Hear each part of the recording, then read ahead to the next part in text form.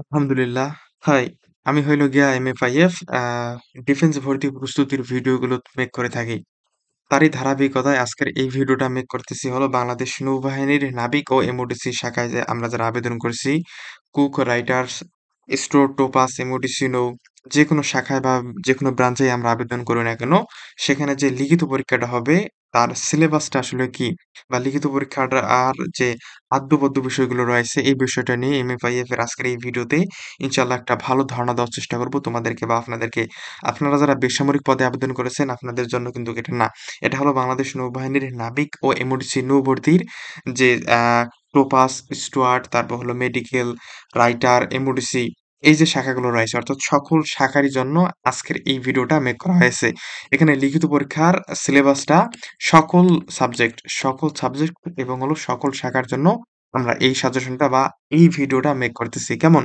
So first of all এখানে একটা কথা বলে রাখি সেটা হলো বাংলাদেশ নৌবাহিনীর নাবিক ও এমওডিসি তোমরা যেকোনো শাখায় পরীক্ষা দাও না কেন বা যেকোনো শাখায় তোমরা আবেদন করো না কেন বা কিছুদিন পর আবেদন করবা বা ফ্যামিলির যদি কেউ আবেদন করে সেখানে বাংলাদেশের যেকোনো জায়গা থেকে মেল, ফিমেল যে কেউ এখানে আবেদন করুক না কেন তার কিন্তু লিখিত পরীক্ষার মুখোমুখি হতে হবে। অর্থাৎ পরীক্ষার মুখোমুখি হতে হবে। এই নিয়োগ প্রক্রিয়ার লিখিত পরীক্ষার একটা গুরুত্বপূর্ণ ধাপ হলো এই লিখিত পরীক্ষাটা হয় আ ২ নং ধাপে। সেটা হলো প্রথমত হয় প্রাথমিক মেডিকেল, দেন হয় লিখিত পরীক্ষা নাবিক ও এমওডিসি শাখায়। এই লিখিত পরীক্ষায় মেক্সিমাম পোলাপান বাদ যায় এই লিখিত পরীক্ষা সম্পর্কে একটা ভালো ধারণা না থাকার কারণে অথবা ওভার ধারণা থাকার কারণে। সো ভালো ধারণা না থাকাও যেমন দোষের, বেশি ধারণা থাকাও কিন্তু অনেক দোষের। যেহেতু আমি এই লিখিত পরীক্ষার মুখোমুখি হয়েছিলাম এবং এই লিখিত পরীক্ষা নিয়ে অনেক দিন থেকে কাজ করতেছি। আমার অনেক স্টুডেন্ট এখানে পোলাপান কাজ করতেছে। সো আরকি আমি পড়াচ্ছি। সো সেখান থেকে আমি এখানে আপনাদেরকে বা তোমাদেরকে একটা সম্ভাব্য ধারণা দেওয়ার চেষ্টা করব। এই ভিডিওটা দেখে আমার যারা আগে চাকরি পাইছে তো সেই আম বিগ ব্রাদার এবং বিগ সিস্টাররা এখন এসে বলবে, "আরে ব্রো এখানে কে এখন এই ফালতু ভিডিওগুলো মেক করতেছে বা ফালতু এই ভিডিওগুলোতে টাইম আ স্পেন্ড করার কোনো দরকার নাই।" কারণ ওনারা ভাবতেছে যে আগে যেরকম আমরা প্রিপারেশন নিয়ে লিখিত পরীক্ষায় ভালো করতেছি, এখনো ঠিক সেইভাবেই লিখিত পরীক্ষার প্রস্তুতি নিলে বাংলাদেশ নৌবাহিনীর নাবিক ও এমআরসি নৌভর্তি পরীক্ষায় ভালো করা যাবে। বাট বর্তমান সিচুয়েশন আর আগের কা ব ভর্তি প্রস্তুতি অনেক তফাৎ। আগে যেরকম ছিল বর্তমান সময়ে কিন্তু অনেক কঠিন হয়েছে। অনেক বর্তমান এখানকার ভর্তি আরকি ক্যান্ডিডেট অনেক। সো আগের চেয়ে বর্তমান অনেক কঠিন হয়েছে এবং সহজ রয়েছে। যদি আমরা টেকনিক্যালি পড়াশোনা শুরু করি। তো অনেক কথা বললাম। এখন আসি আরকি আমাদের মূল পয়েন্টে বা মূল টপিকে। দেখো এখানে আমি আরকি একটা ফুল সিলেবাস বা ফুল কনটেন্ট তোমাদের সামনে বা আপনাদের সামনে তুলে ধরার চেষ্টা করব। বাংলাদেশ নেভি অর্থাৎ বাংলাদেশ নৌবাহিনী written exam syllabus all subject. এখন রিটেন এক্সাম সিলেবাস এটা কাহার জন্য? এটা হলো নাবিক ও এমরুসি সকল শাখার বা সকল ব্রাঞ্চের জন্য। নাবিক ও এমওডিসি শাখার জন্য। সো এই লিখিত পরীক্ষাটা কিন্তু এমসিকিউ আকারে হবে। সেটা হলো নাবিক ও এমওডিসি নৌভর্তি পরীক্ষার ৩য় ধাপে লিখিত পরীক্ষাটা অনুষ্ঠিত হবে। সেটা হলো এমসিকিউ আকারে কিন্তু লিখিত পরীক্ষাটা অনুষ্ঠিত হব। এখানে আমাদের পূর্ণমান থাকবে হলো ১০০ অর্থাৎ আমাদের কত পূর্ণমান থাকবে সেটা হলো ১০০ মার্কের পরীক্ষাটা হবে এবং সময় থাকবে হলো ৫০ মিনিট। এখন একটা কোয়েশ্চেন যে ব্রো ১০০ মার্কের আমাদের এখানে ১০০ মার্কের পরীক্ষাটা হবে ৫০ মিনিট কেন? সেটাও তোমাদেরকে ভাবে বুঝাই দিচ্ছি। এখানে তোমাদের টোটাল সাবজেক্ট থাকবে হলো ৬ টা। ৬ টা সাবজেক্ট থেকে কয়টা প্রশ্ন থাকবে? ৫০ টা প্রশ্ন থাকবে। প্রতিটা প্রশ্নের জন্য তোমরা ২ মার্ক করে পাবা। এই যে ২ মার্ক, এই যে ২ মার্ক, এই যে ২ মার্ক, এই যে ২ মার্ক।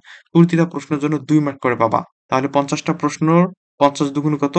১০০ মার্ক হয়। আর এই ৫০ টা প্রশ্নে এমসিকিউ সলভ করতে কত মিনিট সময় লাগবে?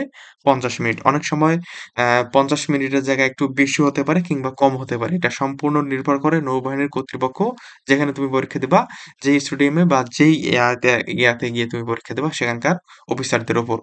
সো প্রথমত আমরা এখানে দেখার চেষ্টা করি আমাদের এখানে প্রথমত দেওয়া হয়েছিল বিষয় এবং এখানে দেওয়া রয়েছে বিবরণ, দেন দেওয়া রয়েছে হলো পূর্ণমান এবং দেওয়া রয়েছে হলো সর্বমোট নম্বর অর্থাৎ সর্বমোট কত নম্বরের আরকি এই পরীক্ষাটা হবে। মানে প্রতিটা সাবজেক্ট ভিত্তিক এখানে সর্বমোট কত নম্বর রয়েছে। শুরুতে বলছিলাম ৬ টা সাবজেক্টের উপর কোশ্চেন হবে। কি সাবজেক্ট? সাবজেক্ট গুলো যদি আমরা একটু দেখার চেষ্টা করি। প্রথমত রয়েছে হলো ইংরেজি সাবজেক্ট, দেন বাংলা, গণিত, বিজ্ঞান, এবং রয়েছে হলো সাধারণ জ্ঞান ও বুদ্ধিমত্তা অর্থাৎ আইকিউ। এই হলো ৬ টা সাবজেক্ট থেকে ৫০ টা এমসিকিউ প্রশ্ন থাকবে। প্রতিটার জন্য ২ মার্ক, ১০০ মার্ক। তাহলে আমাদের ইংরেজি থেকে কি থাকতেছে? ইংরেজির দিকে যদি আমরা একটু হালকা করে নজর দেই তাহলে ইংরেজির ক্ষেত্রে গ্রামারের এই অংশটা খুবই গুরুত্বপূর্ণ। অর্থাৎ গ্রা গ্রামার থেকেই ইংরেজির বেশিরভাগ প্রশ্নগুলো আসে। ইংরেজি থেকে টোটাল ১০ টা প্রশ্ন থাকবে। কেমন? এই যে এখানে দেখতে পারতেছো ইংরেজি থেকে টোটাল ১০ টা প্রশ্ন থাকবে। প্রতিটার জন্য আমরা ২ মার্ক করে পাবো। তাহলে ১০ টা প্রশ্নের মার্ক কত? ১০ দুগুণু ২০। তাহলে আমরা মোট টোটাল মার্ক কত পাচ্ছি? টোটাল আমরা ২০ মার্ক কিন্তু অর্জন করতে পারতেছি। সো এই ১০ টা প্রশ্ন যদি আমরা ইংরেজির কমন পেতে চাই তাহলে ১০ টারও বেশি টপিক পড়তে হবে বা ১০ টারও বেশি অধ্যায় পড়তে হবো। তো কি অধ্যায়গুলো? ঈদের আগে বা এ এই সময়টাতে তোমরা যদি এই অধ্যায়গুলো পরে কভার করতে পারো, তাহলে ইংরেজি পরীক্ষায় নৌবাহিনীর ভর্তি পরীক্ষায় চাঙ্গা নম্বর অর্জন করা যাবে। সো খুবই গুরুত্বপূর্ণ যেসব অধ্যায়গুলো রয়েছে সেটা হলো পার্টস অফ স্পিচ, এটা ভালো করে পড়বেন। আর্টিকেল থেকে ১ টা কিংবা ২ টা প্রশ্ন থাকবেই। এটা লিখে রাখা যায়। প্রিপোজিশন থেকে প্রশ্ন থাকবে, এটাও লিখে রাখা যায়। রাইট ফর্ম অফ ভার্ব এখান থেকেও সাধারণত প্রশ্ন থাকে। ট্রান্সলেশন অর্থাৎ ছোটখাটো ট্রান্সলেশন। বাংলা দেওয়া থাকলেও এর ট্রান্সলেটটা কি হবে? এখান থেকে কিন্তু ইংরেজির প্রশ্নগুলো আসে। ট্যাগ কোয়েশ্চেন থেকে একটা প্রশ্ন সাধারণত থাকে নৌবাহিনীর তুমি যেকোনো ট্রেডেই বা যেকোনো শাখায় পরীক্ষা দাও না কেন? ন্যারেশন থেকে খুব কম প্রশ্ন দেখা যায়। এ এছাড়াও ইংরেজি সম্পর্কে সাধারণ জ্ঞান, ইংরেজির সাধারণ যে কোয়েশ্চেন গুলো, জিকে কোয়েশ্চেন গুলো সেখান থেকেও আসতে পারে। সিনোনিমস, অ্যান্টোনিমস থেকেও প্রশ্ন আসে। ফুল ফর্ম বিভিন্ন কিছুর হলো যেমন নেভি এর ফুল ফর্ম কি? তারপর হলো বিবি এর ফুল ফর্ম কি? বিসিএস এর ফুল ফর্ম কি? এরকম যে ফুল ফর্ম গুলো রয়েছে সেখান থেকে কিন্তু নৌবাহিনীর লিখিত পরীক্ষায় ইংরেজিতে এমসিকিউ প্রশ্ন আসে এবং হলো স্পেলিং থেকে প্রশ্ন আসে। এই কয়টা টপিক ইনশাআল্লাহ যদি তোমরা কভার করতে পারো, তাহলে ইনশাআল্লাহ নৌবাহিনীর লিখিত পরীক্ষায় যে ইংরেজির ১০ টা প্রশ্ন আসবে সেখানে একটা আমরা চাঙ্গা নম্বর অর্জন করতে পারবো। এরপর হয়েছিল বাংলা। বাংলার ক্ষেত্রে বাংলাও ১০ টা প্রশ্ন থাকে। প্রতিটার জন্য আমরা ২ মার্ক করে পাবো। Total ২০ mark. অর্থাৎ বাংলায় কত মার্ক রয়েছে? বাংলায় টোটাল ২০ মার্ক রয়েছে। তাহলে বাংলার ক্ষেত্রে আমরা কোন অধ্যায়গুলো পড়তে পারি? বাংলার ক্ষেত্রে সেম ওই ব্যাকরণ অধ্যায়গুলো থেকে বেশি প্রশ্ন আসে। কবি পরিচিতি অর্থাৎ বাংলা ১ম পত্র যেটা ভাবি আরকি বা যেটা পড়ছি ৮ম শ্রেণীতে, ৯ম শ্রেণীতে। এই ১ম পত্রের কবি পরিচিতি থেকে ভালো রচনা, গদ্য, পদ্য এখান থেকে খুব কম প্রশ্ন আসে। বেশি প্রশ্ন আসে বাগধারা, এক কথা প্রকাশ, তারপর হলো অনুবাদ থেকে, বিপরীত শব্দগুলো, তারপর হলো ওই যে ব্যাকরণের কারক ও বিভক্তি, সন্ধিবিচ্ছেদ থেকে প্রশ্নই আসবে। যেমন হলো নাবিক এর সন্ধিবিচ্ছেদ কি? এরকম কিন্তু প্রশ্ন তোমরা অনেক কমন পাইছো বা অনেক আরকি তোমরা পড়ছো। এরপর হলো বানান শুদ্ধিকরণ। এখানে শুধু যে বানান শুদ্ধিকরণ থাকবে এমনটা না। এখানে একটা বাক্য দেওয়া থাকতে পারে। এই বাক্যটার শুদ্ধিকরণ কিন্তু লিখতে হবে বা ওখানে ৪ টা অপশন দেওয়া থাকবে। এই বাক্যটার শুদ্ধিকরণ কি? সেটা তোমাদেরকে লিখতে হবে বা আপনাদেরকে লিখতে হবে। এরকম কিন্তু আসতে পারে। প্রত্যয় থেকে প্রশ্ন আসতে পারে। সর্বোপরি বিশেষ করে নবম, দশম শ্রেণীর এবং অষ্টম শ্রেণীর যে ব্যাকরণ বইটা রয়েছে অর্থাৎ বাংলা সেকেন্ড পার্ট যেইটা, সেইটা ভালো করে পড়বেন। অষ্টম শ্রেণীর বাংলা সেকেন্ড পার্টটা ভালো করে পড়ার পাশাপাশি নবম, দশম শ্রেণীর বাংলা সেকেন্ড পার্টটা ভালো করে পড়লে ইনশাআল্লাহ বাংলায় যে ১০ টা প্রশ্ন আসবে আমরা সেখানে একটা চাঙ্গা নম্বর অর্জন করতে পারবো বলে আশা করি। এই হলো বাংলার যে সিলেবাসটা রয়েছে সেই সিলেবাসটা আমি তোমাদেরকে বলে দিলাম। এখন আসি গণিতের ক্ষেত্রে। গণিতের ক্ষেত্রে আমাদের কি করণীয় বা গণিতের ক্ষেত্রে কি পড়া যায়? গণিতের ক্ষেত্রে গণিতেও সেম ১০ টা প্রশ্ন থাকে। প্রতিটার জন্য ২ মার্ক করে পাবো এবং হলো ২০ মার্ক। এখানে একটা কথা বলে রাখি, এখানে কিন্তু আমাদের নেগেটিভ মার্ক যেটা সেটা কিন্তু নাই। সো এখানে কিন্তু আমাদের একটা প্লাস পয়েন্ট। সো নৌবাহিনীর নাবিক ও এমরুচি শাখায় তুমি যেকোনো শাখায় পরীক্ষা দাও না কেন আর যে সেটেই প্রশ্ন পাও না কেন হলুদ, কালো, বাদামি যে সেটেরই তুমি প্রশ্ন পাও না কেন সেখানে কিন্তু গণিত থেকে প্রশ্ন আসবে। সাধারণ গণিতের ক্ষেত্রে ৮ম শ্রেণীর এবং হলো ৬ষ্ঠ শ্রেণীর এই গণিত থেকে বেশি প্রশ্ন আসে। তবে গণিতের ক্ষেত্রে যে অধ্যায়গুলো গুরুত্বপূর্ণ সেটা হলো শতকরার অধ্যায়টা খুবই গুরুত্বপূর্ণ। সুদ কষার অঙ্কগুলোও ভালো করে তোমরা পড়ে যাবা। লাভ ক্ষতির অঙ্কগুলো একটু ভালো করে দেখে যাবা। পিতা-পুত্রের অঙ্ক যে আরকি আমরা পড়ছি সেই অঙ্কগুলো থেকেও কিন্তু প্রশ্ন আসে বাংলাদেশ নৌবাহিনীর নাবিক ও এমডিসি শাখায়। সাধারণ যোগ-বিয়োগ অর্থাৎ সাধারণ যে যোগ-বিয়োগ এখান থেকেও প্রশ্ন আসে।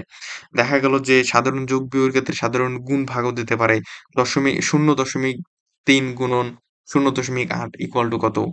এরকম যে প্রশ্নগুলো সেগুলো কিন্তু আসতে পারে। বীজগণিতের ছোটখাটো প্রশ্নগুলো আসতে পারে। পাটিগণিত থেকেও কিছু প্রশ্ন আসতে পারে। আসবেই। এরপর হলো মৌলিক সংখ্যা। দেখা গেল যে ১ থেকে ১০ এর মধ্যে মৌলিক সংখ্যা কোনটি? বা ওখানে বলা থাকতে পারে যে নিচের কোনটি মৌলিক সংখ্যা? নিচে ক, খ, গ, ঘ ৪ টা অপশন দেওয়া রয়েছে। এখন আমাদেরকে খুঁজে বাহির করতে হবে যে মৌলিক সংখ্যা কোনটি। এছাড়াও পার্সেন্টেন্স এর অঙ্কগুলো কেমন? সেটা হলো ২০০ এর ১০% কত? ১০০ এর ১০% কত? এরকম যে বেসিক প্রশ্নগুলো সেগুলো কিন্তু আসবে। এবং মান নির্ণয় থেকে তো প্রশ্ন আসবেই। আর হলো ত্রিভুজ রিলেটেড ১ টা কিংবা প্রশ্ন ২ টা এখানে আসতেই পারে। সেটা তোমরা নাবিক ও এমডিসির যেকোনো শাখায় পরীক্ষা দাও না কেন। এই প্রশ্নগুলো সবচেয়ে বেশি আসে অর্থাৎ গণিতের এই প্রশ্নগুলো সবথেকে বেশি আসে হলো আ ৮ম শ্রেণীর যে গণিত বইটা রয়েছে, তোমরা যারা ৮ম শ্রেণীর গণিত বইটা তোমাদের হাতের কাছে যাদের আছে তাদের জন্য সবচেয়ে বেশি প্লাস পয়েন্ট এবং এই অধ্যায়গুলো তোমরা যারা ভালো করে পারো, সেটা বীজগণিতের এবং হলো পাটিগণিতের এই অধ্যায়গুলো তোমরা যারা ভালো করে পারো আ ত্রিভুজের অধ্যায়টা ভালো করে তোমরা যারা পারো, ইনশাআল্লাহ তোমার জন্য গণিত পানির মতো সহজ হবে। এখন একটা কোয়েশ্চেন যে ব্রো এই গণিতের যে প্রশ্নগুলো আসবে, এমসিকিউ তো প্রশ্ন আসবে। আমাদের পরীক্ষার হলে ক্যালকুলেটর, ইলেকট্রনিক ডিভাইস কোনো কিছু কিন্তু আমাদেরকে ওখানে নিয়ে যাইতে দেবে না। তাহলে এই যে গণিতের যে ছোটখাটো যে ম্যাথমেটিক্যাল টার্মের অর্থাৎ এই যে আমরা যে রাফ করব, এই রাফটা কই করব? রাফ করার ক্ষেত্রে স্যাররা তোমাদেরকে একটা আলাদা করে লুজ দিতেও পারে অথবা তুমি যে ডকুমেন্টস গুলো নিয়ে যাবা লাইক হলো ভোটার আইডি কার্ড বা হলো সরি জন্ম নিবন্ধন কার্ড অথবা হলো যে দেখা গেল যে তোমার অ্যাপ্লিকেশন ফর্ম না অন্যান্য যেগুলো তুমি নিয়ে যাবা সেটা হলো অনুমতিপত্র, অভিভাবকের অনুমতিপত্র এরকম যে তোমরা যে ডকুমেন্টস গুলো নিয়ে যাবা চেষ্টা করবা একটা কপি বেশি করে নিয়ে যাওয়ার জন্য। কারণ পরীক্ষার সময় জাস্ট তোমার হাতে ওইটাই থাকবে। এখন অনেকেই বলতে পারে যে, "ভাই আমি কি অ্যাডমিট আরে ওই যে কি জানি বলে? ফাইল, তারপর হলো হার্ডবোর্ড, স্কেল এরকম কোনো কিছু কি নিয়ে যাবো?" না। এগুলো অনেক সময় ওখানে কিন্তু এলাও করে না। সো ওগুলো নিয়ে যাওয়ার দরকার নাই। জাস্ট ওই একটা ফাইল নিবা ১০, ১৫, ৳২০ দিয়া ওখানে এই সকল কাগজপত্র ওখানে ভিতরে কলম ভাইয়া রাইখা দিবা সুন্দর করে। অথবা যদি তোমার ইরেজার, শার্পনার, পেন্সিল এগুলো থাকে সেগুলো তোমরা নিয়ে যেতে পারো। ইরেজার, পেন্সিল, শার্পনার এগুলো নিয়ে যাওয়ার দরকার নাই। কারণ হলো ওখানে ওই ইরেজার, পেন্সিল, শার্পনার দিয়ে অঙ্ক করতে যে সময়টা যাবে তোমরা যদি একটু আগে থেকে টেকনিক্যালি পড়াশোনা করো বা যেই ত্রিভুজটা করবা, যেই অঙ্কটা করবা তাহলে অনেক বেটার হয়। কারণ আমাদেরকে সময় বাঁচাতে হবে। সো তাহলে কি করব? রাফ কই করব? রাফ করার ক্ষেত্রে ওই যে আমি বললাম না যে আলাদা তোমরা ডকুমেন্টস পেপার গুলো নিয়ে যাবা যেটা এক্সট্রা অর্থাৎ বেশি যে কাগজটা নিয়ে যাবা সেখানে তোমরা ছোট করে ওখানে কিন্তু রাফ করতে পারবা। স্যাররা কিন্তু ওখানে পারমিশন তোমাদেরকে দেবে। কেমন? তাহলে রাফের বিষয়টা কিন্তু এখানে গেল। ক্যালকুলেটর, মোবাইল, ইলেকট্রনিক ডিভাইস আলাদা কোনো বিষয় কিন্তু এখানে এলাও না। চাঁদা, কাটা, কম্পাস এগুলো কিন্তু এখানে এলাও না। কেমন? এগুলো তোমরা নিয়ে যাওয়া থেকে বিরত থাকবা। এটা হলো গণিতের আমাদের যে সিলেবাসটা রয়েছে আরকি, সেই সিলেবাসটা। এগুলো ভালো করে কই থেকে পড়বা বা হলো কমপ্লিট কোনো সাজেশন আছে নাকি না, কোনো বই আছে কিনা সেটাও তোমাদেরকে বলে দিচ্ছি। একটু ওয়েট করো। তাহলে আমরা ইংরেজি, বাংলা এবং হলো গণিতটা দেখলাম। এখন আসি হলো বিজ্ঞানের ক্ষেত্রে। বিজ্ঞানের ক্ষেত্রে প্রিয় বন্ধুরা আমরা কি করতে পারি? বিজ্ঞানের ক্ষেত্রে সবচেয়ে আরকি গুরুত্বপূর্ণ একটা এখানে কোয়েশ্চেন আসে সেটা হলো ব্রো আমরা বিজ্ঞানের ক্ষেত্রে সাধারণ বিজ্ঞান বইটা পড়বো না জীববিজ্ঞান বইটা পড়বো? কারণ আমাদের ৯ম ১০ম শ্রেণীতে আমরা যারা সায়েন্সের পোলাপান তাদের ক্ষেত্রে কিন্তু জীববিজ্ঞান বইটা রয়েছে। সো এই আ জীববিজ্ঞানের ক্ষেত্রে আমরা কোনগুলো পড়বো? জীববিজ্ঞান বা পদার্থবিজ্ঞান কোনটা আমরা ভালো করে পড়বো বা শুধু বিজ্ঞান বইটা পড়বো কিনা? এখানে শুধুমাত্র সাধারণ যে বিজ্ঞান বইটা রয়েছে, সেই সাধারণ বিজ্ঞান থেকে প্রশ্নগুলো আসে। এবং তোমরা যারা মেডিকেল শাখায় আবেদন করবা, মেডিকেল শাখায় তোমরা যারা আবেদন করছো, তোমরা একটু চাইলে ওই জীববিজ্ঞান বইয়ের যে ছোটখাটো স এক কথায় যে প্রশ্নগুলো রয়েছে বা এক কথায় যে উত্তরগুলো রয়েছে, সেগুলো তোমরা দেখে রাখতে পারো। তোমাদের এই প্রস্তুতিটাকে আরো ভালো করে নেওয়ার জন্য বা প্রস্তুতিটা আরো ভালো করে তৈরি করার জন্য। তাহলে তোমাদের ওটা কিন্তু একটা প্লাস পয়েন্ট থাকবে। কেমন? এখন সকলের জন্য কিন্তু ওইটা পড়া এটা কিন্তু জরুরি না। তাহলে বিজ্ঞান, সাধারণ বিজ্ঞানের ক্ষেত্রে বিভিন্ন প্রাণীর বৈজ্ঞানিক নাম। এই বৈজ্ঞানিক নাম, ইলিশের বৈজ্ঞানিক নাম কি? ইলিশ মাছের বৈজ্ঞানিক নাম কি? এটা একটা কমন প্রশ্ন। তারপর হলো সূত্র, নিউটনের সূত্র, আদার্স যে সূত্রগুলো রয়েছে, এই সূত্রগুলো তোমরা ভালো করে পড়বা। তারপর হলো কোন ফলে কোন ভিটামিন রয়েছে? লেবুতে কি ভিটামিন রয়েছে? এইরকম যে প্রশ্নগুলো রয়েছে, এই প্রশ্নগুলো তোমরা বিজ্ঞানের ক্ষেত্রে ভালো করে পড়বা। ক্ষমতা ও একক এখান থেকে প্রশ্ন আসবে এবং হলো মাটির প্রকারভেদ। আ তোমার হলো দোআঁশ মাটিতে পানির ধারণ ক্ষমতা কিরকম? কোন মাটিতে পানির ধারণ ক্ষমতা সবচেয়ে বেশি? তারপরে বৃষ্টি। বৃষ্টিতে কোন এসিড থাকে? বা বৃষ্টি সম্পর্কে যে প্রশ্নগুলো রয়েছে এরা কিন্তু সাধারণ আরকি বিজ্ঞানের প্রশ্ন। এইরকম যে প্রশ্নগুলো সেগুলো তোমরা ভালো করে পারবা। এবং সর্বোপরি তোমরা যারা আরকি টোপাস বাদে অন্যান্য শাখায় পরীক্ষা দিবা তোমরা সর্বোপরি ৯ম-১০ম শ্রেণী অর্থাৎ ৯ম শ্রেণীর যে বিজ্ঞান বইটা রয়েছে, সাধারণ বিজ্ঞান বইটা সকলেরই আছে। ৯ম শ্রেণীতে তুমি সায়েন্স, কমার্স, আর্টস, ভোকেশনাল যে শাখায় পরীক্ষা থাকে পড়াশোনা করো না কেন বা পড়াশোনা কমপ্লিট করছো না কেন সেখানে কিন্তু সাধারণ বিজ্ঞান নামে একটা বই রয়েছে। এই সাধারণ বিজ্ঞানের ছোটখাটো যে প্রশ্নগুলো রয়েছে সেগুলো তোমরা একটু ভালো করে দেখবা। এবং তোমরা যারা মেডিকেল শাখায় আবেদন করবা, তোমরা একটু চাইলে এগুলো পড়ার পাশাপাশি যদি একটু সময় থাকে তাহলে ওই যে ফিজিক্স কিংবা ওখানকার যে প্রশ্নগুলো আছে সেগুলো তোমরা একটু দেখতে পারো। বিজ্ঞানে টোটাল ১০ টা প্রশ্ন থাকবে। প্রতিটায় ২ মার্ক করে ২০ মার্ক আমরা এখানে পাবো। এরপর রয়েছে হলো প্রিয় বন্ধুরা আমাদের সাধারণ জ্ঞান অর্থাৎ সাধারণ জ্ঞান অধ্যায়টা। এই সাধারণ জ্ঞান অধ্যায় থেকে আমাদের কিরকম প্রশ্ন অর্থাৎ সাধারণ জ্ঞান এবং হলো বুদ্ধিমত্তা তথা আইকিউ। এই সাধারণ জ্ঞান এবং হলো বুদ্ধিমত্তা থেকে আমাদের টোটাল প্রশ্ন থাকবে হলো ১০ টা। এখন অনেক সময় দেখা যায় যে এই আইকিউ অর্থাৎ বুদ্ধিমত্তা প্রশ্ন সাধারণ জ্ঞানের ভেতরেই ১ টা কিংবা ২ টা দেয়। অনেক সময় নাও আসতে পারে। যেহেতু আমরা প্রিপারেশন নিচ্ছি তাই আগে থেকে এগুলো পড়ে যাব। সো সাধারণ জ্ঞানের ক্ষেত্রে আমি তোমাদেরকে যেটা বলব সেটা হলো বিভিন্ন দেশের মুদ্রা এবং রাজধানীর নাম। এই দেশের মুদ্রার নাম কি? এই দেশের রাজধানীর নাম কি? এরকম যে প্রশ্নগুলো রয়েছে এগুলো জাস্ট তোমরা চট করে মাথায় মুখস্থ করে রাখবা। একদম গাইথা রাখবা। ঈদের আগে যে কয়দিন সময় রয়েছে প্রতিদিন ৫ টা করে দেশের নাম, প্রতিদিন ৫ টা করে মুদ্রার নাম মুখস্থ করলে দেখবা সময় খুব আরকি তোমার হচ্ছে আরকি পরিস্থিতি ভালো হচ্ছে। তারপর হলো সাধারণ জ্ঞানের ক্ষেত্রে বাংলাদেশ সম্পর্কিত যে সাধারণ জ্ঞান প্রশ্নগুলো রয়েছে সেগুলো তোমরা ভালো করে পারবা। বাংলাদেশ সম্পর্কে সেটা হলো বাংলাদেশের ইতিহাস, তারপর মুক্তিযুদ্ধ, ২৪ এর কোটা আন্দোলন, এরকম যে প্রশ্নগুলো রয়েছে, রাজা, এই প্রশ্নগুলো তোমরা একটু ভালো করে দেখবা। তারপর হলো সাধারণ জ্ঞানের ক্ষেত্রে আন্তর্জাতিক বিশ্বের সাধারণ জ্ঞান প্রশ্নগুলো সেগুলো তোমরা একটু ভালো করে দেখবা। সাম্প্রতিক, সাম্প্রতিক যে সাধারণ জ্ঞান এখান থেকেও ১ টা কিংবা ২ টা প্রশ্ন আসতে পারে। যেহেতু তোমরা নৌবাহিনীতে পরীক্ষা দিতে যাচ্ছ, তাই নৌবাহিনী সম্পর্কে ২-১ টা সাধারণ জ্ঞান প্রশ্ন পড়া খুবই জরুরি। তারপর হলো ক্রিকেট এবং হলো ফুটবল খেলা। এরকম যে প্রশ্নগুলো রয়েছে, মেসি কোন দেশের খেলোয়াড়? নেইমার কোন দেশের খেলোয়াড়? তারপর হলো CR7 কোন দেশে কোন ক্লাবে খেলে? এরকম যে প্রশ্নগুলো রয়েছে বা হলো প্রশ্নগুলো রয়েছে এগুলো তোমরা ভালো করে একটু দেখবা। ক্রিকেট, ফুটবল সকল ক্ষেত্রেই। তারপর হলো আরকি বাংলাদেশে বা কে কবে কোন দেশকে স্বীকৃতি প্রদান করে? এরকম যে প্রশ্নগুলো রয়েছে সেগুলো তোমরা একটু ভালো করে পড়ে যাবা। নিজ জেলা, তোমার জেলা সম্পর্কেও একটা কিন্তু প্রশ্ন আসতে পারে নৌবাহিনীর সাধারণ জ্ঞান প্রশ্নে। সো এই জেলা সম্পর্কে যে প্রশ্নগুলো সেগুলো পড়ে যাবা এবং সর্বোপরি দিবস সম্পর্কিত কোন দিবস কবে? কত তারিখে কোন দিবস? এই দিবসগুলো তোমরা একটু ভালো করে পড়ে যাবা। ইনশাআল্লাহ নৌবাহিনী নাবিক ও এমডিসি নৌভর্তি পরীক্ষায় এখান থেকেই প্রশ্ন আসবে। তোমরা বলতে পারো যে ভাই এত কিছু পড়া লাগবে। হ্যাঁ, লিখিত পরীক্ষা ভালো করতে হলে এত কিছু পড়তে হবে। এবং হলো বুদ্ধিমত্তা তথা আইকিউ এর জন্য আমাদের চ্যানেলে যে ক্লাসগুলো রয়েছে বিগত সালের ক্লাসগুলো, আইকিউ এর ক্লাসগুলো, সেই ২-১ টা ক্লাস এবং তোমার বেসিকটা ভালো থাকলে আইকিউ এর ক্ষেত্রে তাহলে তুমি এখানে ভালো করতে পারবা। আইকিউ এর ক্ষেত্রে বেসিকটা কি এরকম জিনিস সেটা হলো যে তোমাকে যদি বলে যে তুমি একটু আগে কোথা থেকে এসেছো? এখন তুমি বলবা ওখানকার প্রশ্নে বা ভাইভা পরীক্ষায় আসতে পারে যে তুমি কোথা থেকে আসলো? ওখানকার চেয়ারম্যান তোমাকে বলতে পারে যে তুমি কই থেকে এসেছো? এখন তুমি বলবা যে, "স্যার আমি ওই জেলা থেকে এসেছি, ওই বিভাগ থেকে এসেছি, ওই উজুপাড়া গ্রাম থেকে এসেছি।" এরকম কিন্তু তুমি বলবা। বাট যারা একটু আরকি আ মানে একটু যাদের আরকি বুদ্ধি, সদ্ধি এবং চালাক চতুর যে পোলাপানরা আছে ওরা বলবে যে, "স্যার আমি একটু আগে বাইরে থেকে এসেছি বা নিচতলা থেকে এসেছি কিংবা মাঠ থেকে এসেছি।" কারণ তুমি যখন ভাইবা পরীক্ষা দিতে যাচ্ছ, তখন তো তুমি কিন্তু বাহিরেই ছিলা।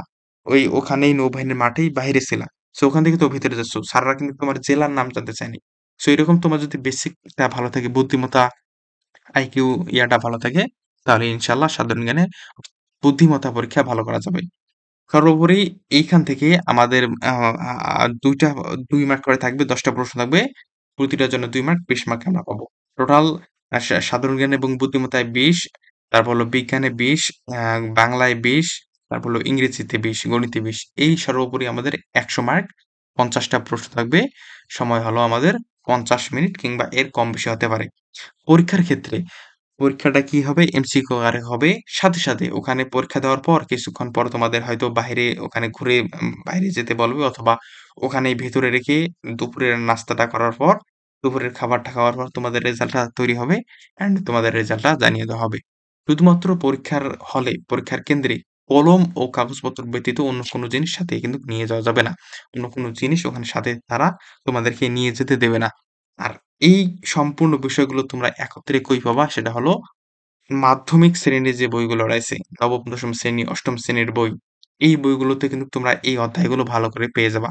এখন কি আমি তোমাদেরকে এখানে আলাদা কোনো ভিন্ন জগৎ থেকে, ভিন গ্রহ থেকে কোনো প্রশ্ন এনে দিয়েছি? এক কোশ্চেন ভাব, বাগধারা, কবি পরিচিতি, প্রত্যয়, পিতাপুত্রের অঙ্ক এগুলো কি আমি তোমাদেরকে ভিন্ন জগৎ বা হলো ভিন গ্রহ থেকে এনে দিয়েছি? অন্য গ্রহ থেকে এনে দিয়েছি? না, অন্য গ্রহ থেকে কিন্তু তোমাদেরকে এনে দিয়েছি না। এগুলো আমরা পইড়া আইছি।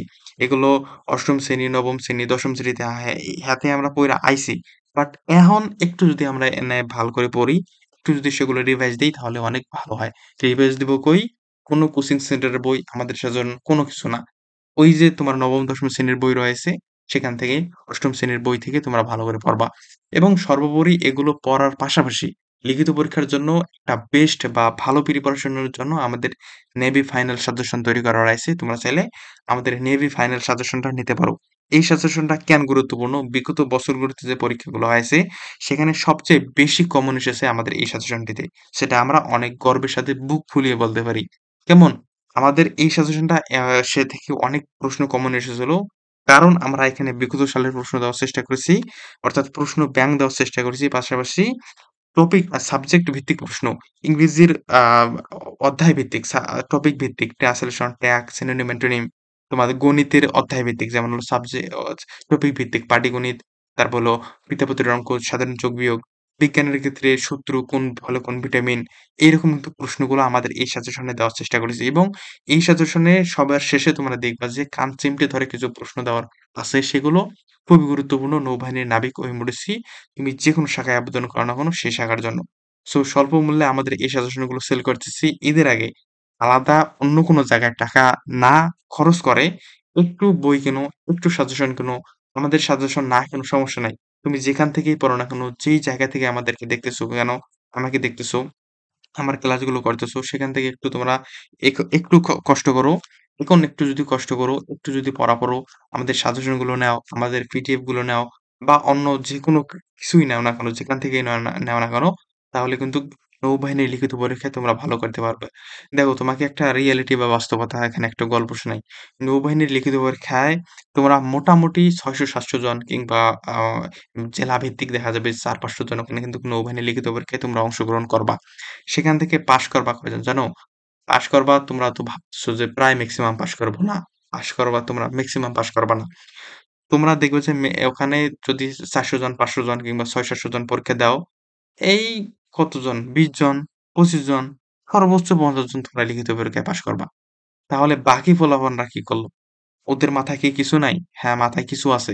বাট একটু যদি তোমরা ভালো করে পড়ো, শেষ সময়ে একটু যদি ভালো করে প্রিপারেশন নাও, আমাদের সাজেশন এই সময়টা একটু আলাদা করে অন্য কোনো জায়গায় সময় বা অন্য কোনো বিষয়ে আ বেশি করে সময় লস নষ্ট না করে এখন থেকে ভালো করে প্রিপারেশন নাও। ইনশাআল্লাহ তুমিও নৌবাহিনী লিখিত পরীক্ষায় ভালো করার মাধ্যমে এই বাহিনীর একজন গর্বিত সদস্য হতে চাচ্ছ।